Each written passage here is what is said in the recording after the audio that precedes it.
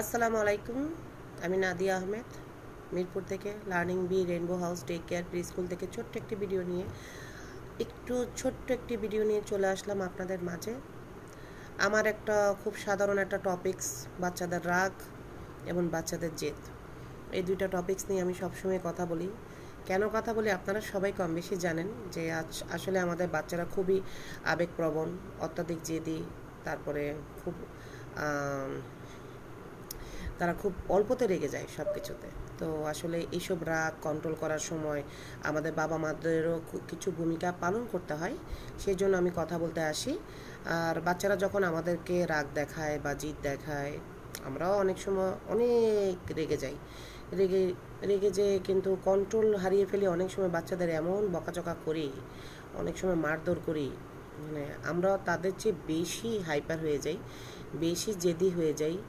এবং তখন আমাদের আসল রূপ দেখা যায় যে আসলে আমরা কতটুকু রাগি, তাদের চেয়ে আমরা কতটুকু রাগি।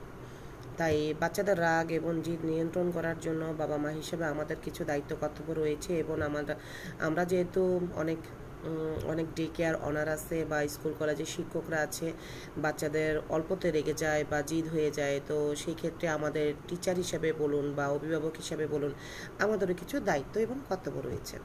আচ্ছা, বাচ্চারা যখন অত্যাধিক রাগ করবে বা অত্যাধিক জেদ করবে, তখন আমাদেরকে আসলে বাচ্চাদের সাথে একটু বেশি বেশি সময় দিতে হবে। আমরা কিন্তু কর্মজীবী অভিভাবকরা বাচ্চাদের একদমই সময় দিতে পারি না। তারপরে আমাদের চেষ্টা করতে হবে বাচ্চাদের একটু সময় দেওয়ার জন্য। না হলে বাচ্চারা যখন আমাকে পাবে না বা তখন শুধু আমার কাছে আবদারই করতে থাকবে। তো বাচ্চাদের আপনি যখনই সময় পাবেন, আপনি বাচ্চাকে সময় দেওয়ার চেষ্টা করবেন, তার সাথে কথা বলার চেষ্টা করবেন, তার মনের ভাবটা বোঝার চেষ্টা করবেন, তার বন্ধু হওয়ার চেষ্টা করবেন। আচ্ছা, বকাঝকা নয়, ধৈর্য দিয়ে বাচ্চাদেরকে আমাদের বোঝাতে হবে, শেখাতে হবে। কিন্তু অনেক সময় এমন সব কাজ করে ফেলে, আমরা আসলে বকাঝকাই দিয়ে ফেলি সকল অভিভাবকরা, এবং খুব খারাপ গালিগালাজও করে থাকি। এটা কিন্তু বাস্তব সত্য, কম বেশি সকল পরিবারেই কিন্তু এটা হয়ে থাকে। আর আমরা মারা বেশি করে থাকি, কিন্তু আসলে বকাঝকা না দিয়ে আমরা ধৈর্য সহকারে বাচ্চাদের সাথে কথা বলতে পারি, কিন্তু অনেক সময় আসলে সেটা হয়ে ওঠে না। তবে এই জিনিসটা আমাদের একটু লক্ষ্য রাখতে হবে যে কেন আমরা করে ফেলি, এটা আমাদের অ্যাভয়েড করতে হবে। আচ্ছা, বাচ্চার গায়ে ভুলেও কিন্তু হাত তোলা যাবে না। আমরা কিন্তু তুলি, কম বেশি সকল অভিভাবক বলেন বা মা, বিশেষ করে মারা বাচ্চাদের গায়ে হাত তুলে ফেলি, অত্যাধিক রেগে যে আমরা এই কাজটা করে ফেলি, বা কোনো কিছু ভেঙে ফেললো বা কোনো কিছু ছুঁড়ে ফেললো, বেশি রাগ দেখাচ্ছে, কথা শুনতে চাচ্ছে না, বারবার সুন্দর করে বোঝানোর পরেও সে অনেক কিছু করছে, তখন কিন্তু আমরা কন্ট্রোল করতে পারি না। আমরা মারা অনেক সময় বাচ্চাদেরকে মারধর করি, যেটা আসলে করা ঠিক না।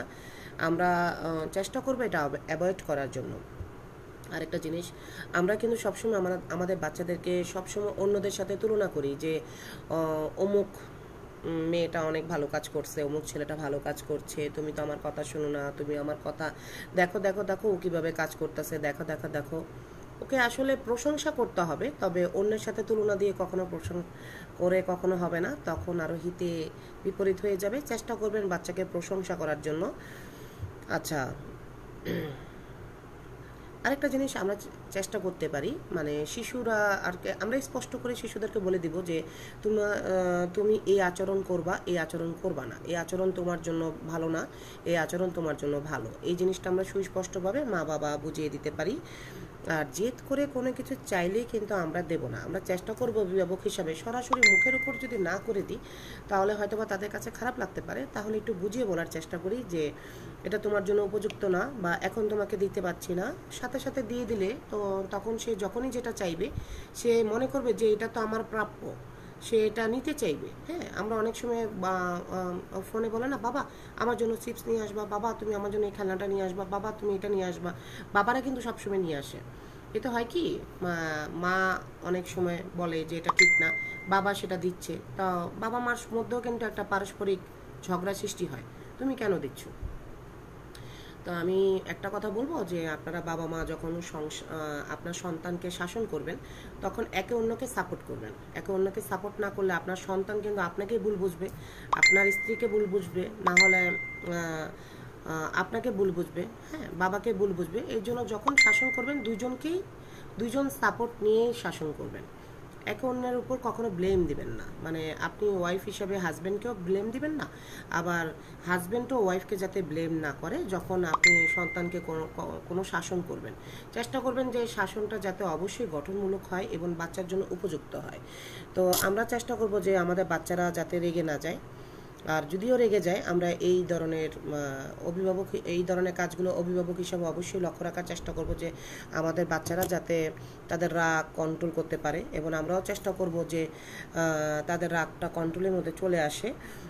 আরেকটা জিনিস কি, কিছু বিপজ্জনক বন্ধু থাকে বাচ্চাদের, এই বিপজ্জনক বন্ধু থেকেই আমাদের বাচ্চাদের একটু দূরে রাখতে হবে। দেখবেন বাচ্চারা একটু বড় হলে তাদের বিভিন্ন বন্ধু বান্ধব হয়ে যায়, কিছু কিছু বন্ধু বান্ধব কিন্তু বিপজ্জনক। ও কিন্তু কোন বন্ধুদের সাথে মেলামেশা করছে সেটাও লক্ষ্য রাখা মা বাবা দুইজনেরই কিন্তু দায়িত্ব কর্তব্য। আমরা বাবারা করি কি সব দায়িত্ব, যে মায়ের বাসা তার মায়ের দায়িত্ব, তুমি দেখো নেই, আমি তো বাইরে থাকি, আমি তো ব্যস্ত থাকি। আসলে বাচ্চা কিন্তু দুইজনের, শুধু টাকা পয়সা দিয়ে বাবার দায়িত্ব শেষ হয়ে যায় না, আর মায়ের দায়িত্ব কিন্তু বাচ্চার প্রতি এবং আপনার প্রতি। হ্যাঁ, তো আপনিও চেষ্টা করবেন যে বাচ্চার দায়িত্ব কিন্তু উভয়, মা বাবা দুজনের। আপনি একজনকে ব্লেম দিয়ে কিন্তু আপনি দায়মুক্ত হতে পারবেন না। তো চেষ্টা করবেন যে আপনার সন্তান কার সাথে মিশছে বা খেলাধুলা করছে বিপজ্জনক কিনা, হ্যাঁ, বাবা মা হিসেবে সেই দিকে আপনাকে লক্ষ্য রাখতে হবে। শিশুকে একটা জিনিস ট্রাই করবেন, এটা হচ্ছে একটা রুটিনের মধ্যে রাখার চেষ্টা করবেন, যে সকাল উঠে সে কী করবে, সে কী কাজ করবে, তার দৈনন্দিন জীবনে কী কাজগুলা, তার রুটিনগুলো ঠিক করে দেবেন। কখন সে পড়তে বসবে, কখন সে খাওয়া দাওয়া করবে, কখন সে মুভি দেখবে, কখন সে তার অবসর সময়টাকে সে কীভাবে ব্যবহার করবে, একটা রুটিনের মধ্যে করে দিবেন।